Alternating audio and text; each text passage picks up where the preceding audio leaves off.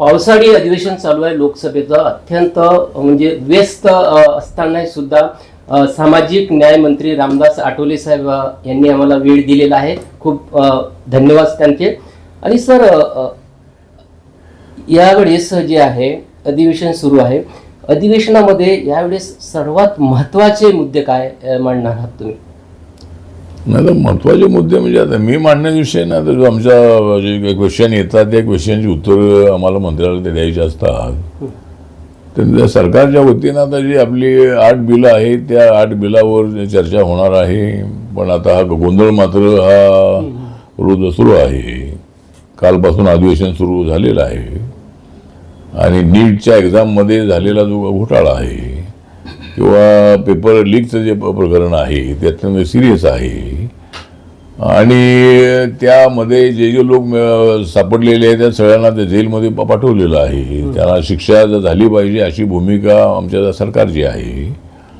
आज आमच्या NDAच्या सगळ्या मेंबर ऑफ पार्लमेंटची मीटिंग आज बालयोगी सभागृहात होती आणि त्या ठिकाणी नरेंद्र मोदी साहेबांनी सांगितलेलं आहे की हे प्रकरण अत्यंत गंभीर आहे आणि अशा पद्धतीची पेपर फुटी होणं म्हणजे सगळ्या विद्यार्थ्यांना फार मोठा त्रास सहन करावा लागतो आहे. त्यामुळे असे प्रकार होऊ नयेत यासाठी केंद्राने आणि राज्यांनी प्रयत्न करणं अत्यंत आवश्यक आहे. कारण ज्या राज्यात एक्झाम असते त्या ठिकाणी पेपर फुटीचे प्रकरण होतात. तर त्या संबंधामध्ये त्यांनी सुद्धा सांगितलेलं आहे आणि युवा लोक त्यांच्या पाठीशी उभे राहिले म्हणून 2014मध्ये त्या नरेंद्र मोदींच्या हातामध्ये सत्ता आलेली आहे. त्यामुळे ते युवकांच्या विरोधामध्ये आहेत असा विषय बिलकुल नाही आहे. पण कालचं जे आंदोलन होतं ते आंदोलन आपले जे दिपके जे आहेत ते आपले महाराष्ट्रातले आहेत, औरंगाबादचे, संभाजीनगरचे आहेत, अमेरिकेमध्ये शिकलेले आहेत आणि त्यांची मागणी जी आहे ती मागणी अशी पेपरफुटी होऊ नये या मताशी आम्ही सहमत आहोत. पण धर्मेंद्र प्रधान यांनी राजीनामा द्यावा अशी त्यांची मागणी आहे. तर हे काही तर सोल्युशन नाही आहे. तर अशा पेपरफुटीची प्रकरणं होऊ नये यासाठी सरकारने काय करणं आवश्यक आहे, अशा पद्धतीचे मुद्दे मांडून सरकारसोबत चर्चा केली पाहिजे आणि आंदोलन केलं पाहिजे. आम्ही आंदोलनं केलेली आहेत, आम्ही लाट्या खाल्लेल्या आहेत, आम्ही ते जेलमध्ये गेलेलो आहोत. ज्यावेळेला मर्यादेच्या पलीकडे आंदोलन करते पुढे जातात त्यावेळेला पोलिसांना ॲक्शन घ्यावी लागते. पोलिसावरती आरोप होतात यांनी लाठीमार केला. तर आता आम्ही सुद्धा आंदोलन केलेले आहे. त्यामुळं आता पार्लमेंटला घेराव घालण्याचं आंदोलन होतच होतं. ते त्यांना लोकशाहीमध्ये अधिकार आहे आणि रेल मंत्रालयापर्यंत त्यांना येण्याची परवानगी ते देण्यात आली होती. पण रेल मंत्रालयाच्या पुढे पार्लमेंटचं गेटच आहे पुढे.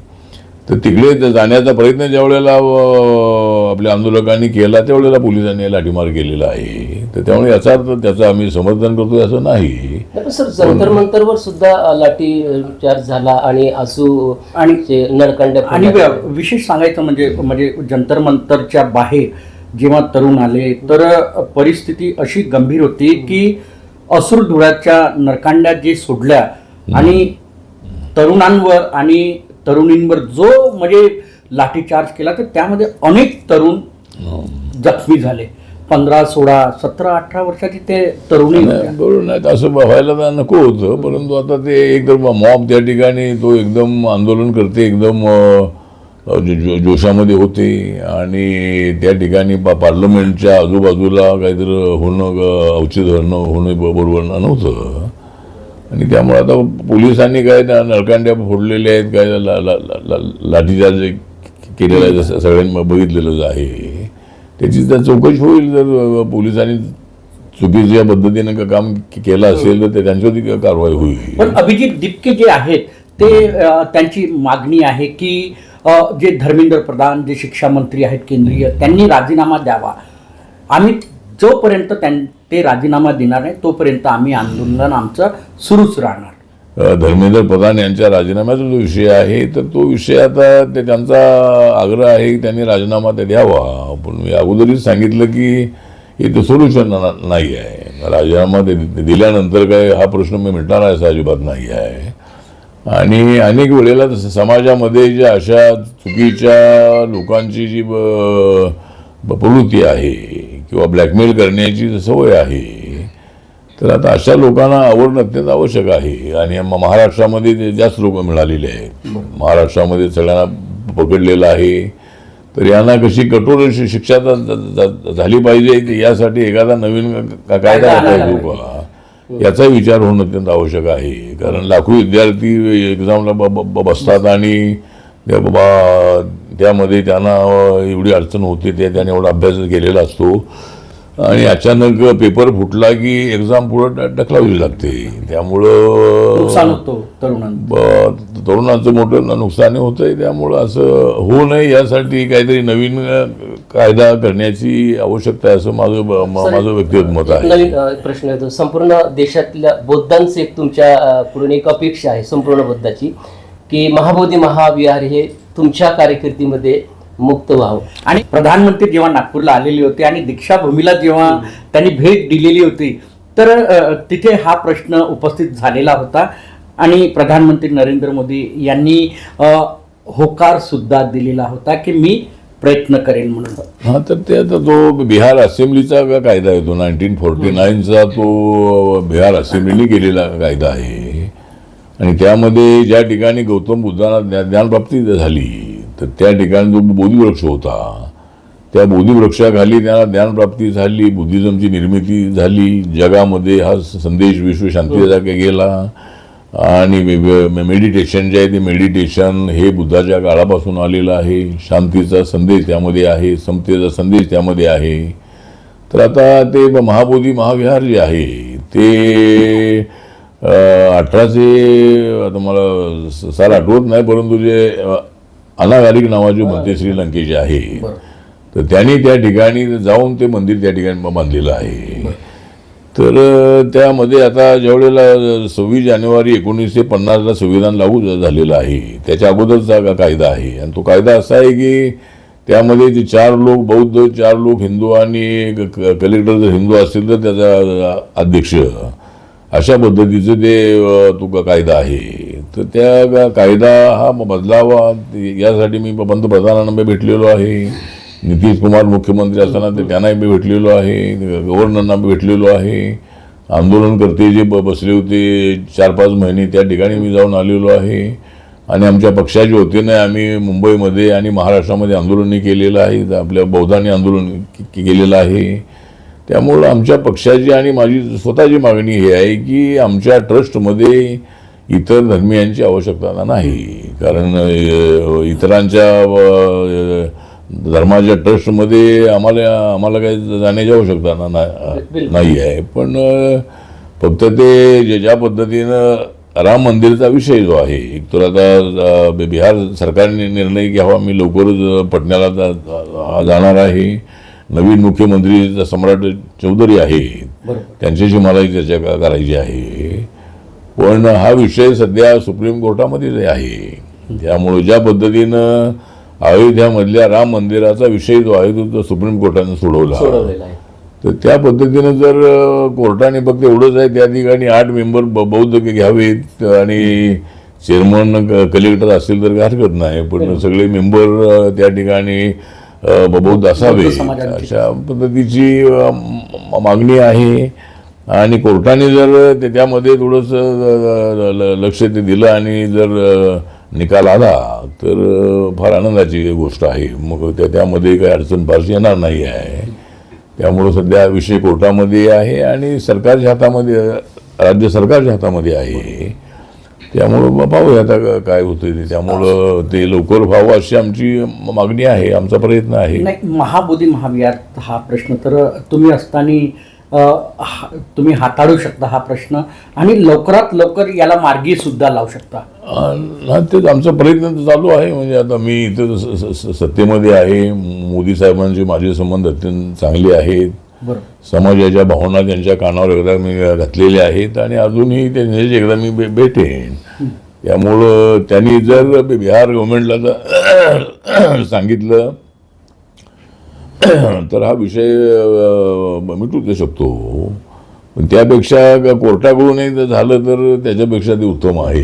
कारण तसा प्रयत्न आपल्याला करायचा आहे. उपवर्गीकरणासंदर्भात काय, कारण महाराष्ट्रामध्ये आता उपवर्गीकरणावर वादळ उठलेलं आहे आणि कसं बोललं जात आहे, एकीकडे म्हणजे भावाभावांमध्ये भांडण आणि होतंही तयार- तसं. हो तसं होतंही. आणि भावाभावांमध्ये भांडण सुद्धा तयार झालेलं आहे. मुंबईच्या राजू थेटेवर हल्ला सुद्धा झाला, हमला सुद्धा झाला. म्हणजे मातंग आणि महारामध्ये वादविवाद व्हायला सुरुवात झालेली आहे. म्हणजे 59 प्रजाती आहेत, त्यापैकी 58 जाती वेगळ्या झाल्या आणि एक महार जातीला वेगळं करण्यात आलं, असा एक हे झालेला आहे. नाही, वेगळं कुणी केलेलं नाही, वेगळं करण्याचा विषय नाही आहे त्यामध्ये. आता तो मातंग समाजाला असं वाटतं की रिझर्वेशनचा फायदा बौद्ध समाजाला जास्त झालेला आहे. ती गोष्ट खरी आहे, कारण बौद्ध समाजामध्ये शिक्षणाचं प्रमाण जास्त असल्यामुळं बौद्ध समाजाला त्याचा फायदा झालेला आहे.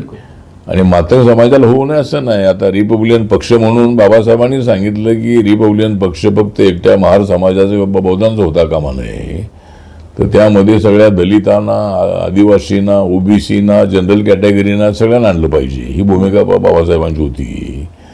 तर त्यामुळे आता एकतर RPL असं बाबा वाटतं की हा काय वाद करण्याचा विषय अजिबात नाही आहे, पण मातंग समाजालाही फायदा व्हावा ही आमची इच्छा आहे. आणि त्यासाठी मातंग समाजामध्ये शिक्षण कसं वाढेल त्यासाठी सरकारच्या वतीनं प्रयत्न होणं करणं आवश्यक आहे. आहे.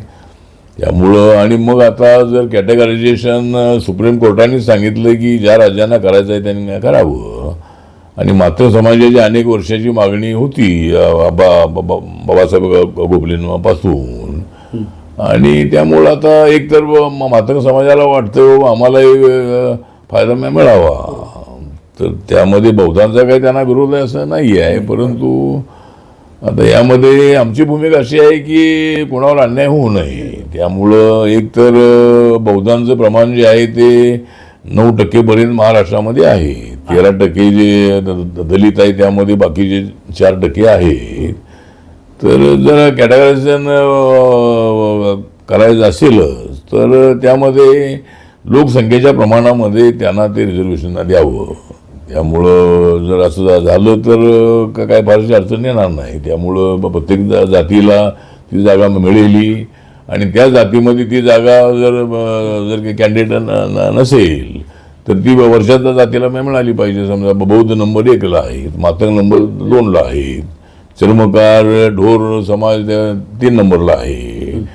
तर मग आता समजा आपल्या ढोर समाजाला त्या ठिकाणी जागा कॅन्डिडेट मिळाला नाही तर ज्या 2 समाजामध्ये ज्यांच्याकडे मिळेल त्यांचा तो घेतला पाहिजे. म्हणजे शेड्यूल कास्टची जागा शेड्यूल कास्टला ठेवली पाहिजे. पण अजून सर स्पष्ट नाही झालं, बदर समितीचा रिपोर्ट जो आहे तो समोर नाही आला. म्हणजे नेमकं त्याच्यामध्ये काय आहे अजून कोणालाच माहित नाही. हा, तर त्यामध्ये काय आहे अजून काही माहिती नाही. पण जे लोकांच्या ज्या मुलाखती घेतलेल्या आहे त्यांचं म्हणणं जे ऐकलेलं आहे सगळ्या बौद्धांचं, मातंग समाज, चर्मकार समाज, तर त्याच्यामध्ये त्याचा जो उल्लेख आहे तो त्यामध्ये येईल. आणि आम्ही मुख्यमंत्र्यांना सांगितले की कोणावर अन्याय होता का कामा नये.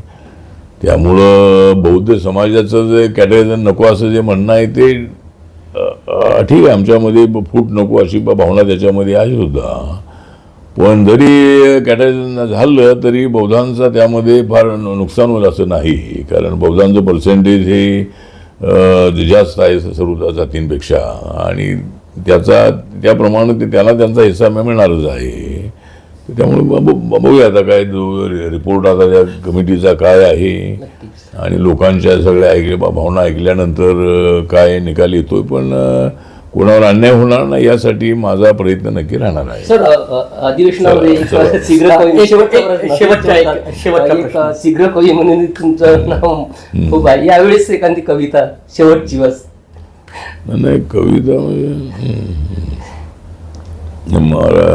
एकत्रीकरण झालं पाहिजे यावर एखादी म्हणजे तुमची कविता. आता एकत्रीकरण, कारण समाज विखुरलेला आहे आणि तुमच्यावर लक्ष ठेवून आहे समाज की एक तुम्हीच करू शकता एकत्रीकरणाचं एक आव्हान.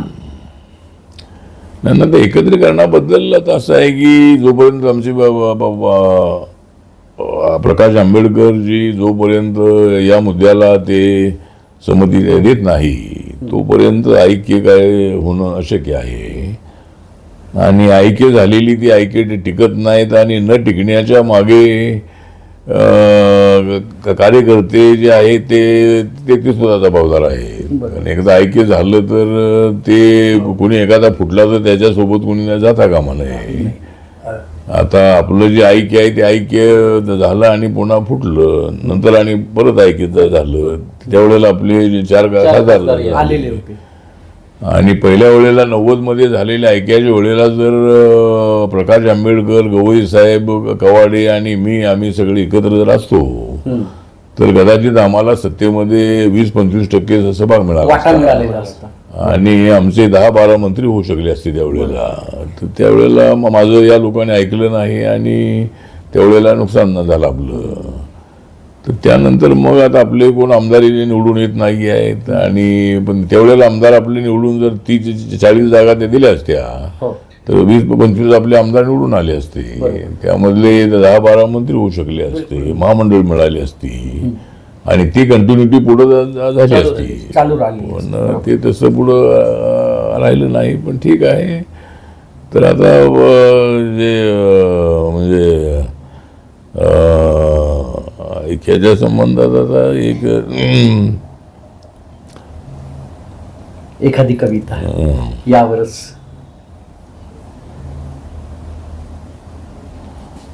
म्हणजे रिपब्लिकन पक्षाचं ऐक्य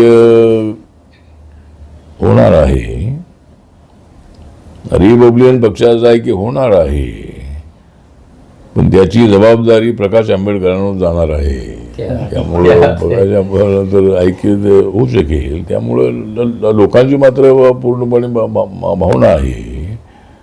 पण त्यांच्या भावना असल्या तरी सुद्धा जोपर्यंत नेते तयार होत नाही आहेत तोपर्यंत काय असं ते होणार नाही आहे. आणि आता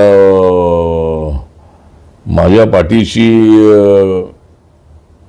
कार्यकर्ते आहेत. म्हणजे संपूर्ण त्या देशामधले लोक मला रोज 10-12 स्टेटचे लोक भेटतात. त्यामुळं आज मी इथं आहे. त्यामुळं ठीक आहे. तर आपण आलात आणि आपण माझे इंटरव्ह्यू घेतलेले आहे. थोडा वेळ अपुरा आहे पण आपल्याला माझ्या हार्दिक शुभेच्छा. निश्चितच. तर हे होते केंद्रीय मंत्री रामदास आठवले सर. त्यांनी वेळातून वेळ काढून आमच्या या दोन्ही चॅनलला मुलाखत दिली त्याबद्दल तुमचं खूप खूप धन्यवाद सर. आणि जय भीम, नमो बुद्धाय.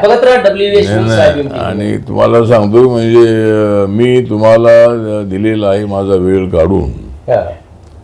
मी तुम्हाला वेळ दिलेला आहे माझा वेळ काढून कारण मी तुमच्या समोर आलेलो आहे काँग्रेस सरकार पाडून. खूप छान अशी कविता त्यांनी सादर केलेली आहे. सरते शेवटी तुमचं खूप खूप धन्यवाद सर. तर आपण बघत राहा IBM TV9 news, WH news. आमच्या चॅनलला लाईक करा, सबस्क्राईब करा, आयकॉन बेल बटन दाबण्यास विसरू नका. जय भीम, नमो बुद्धाय. वा, जय भीम.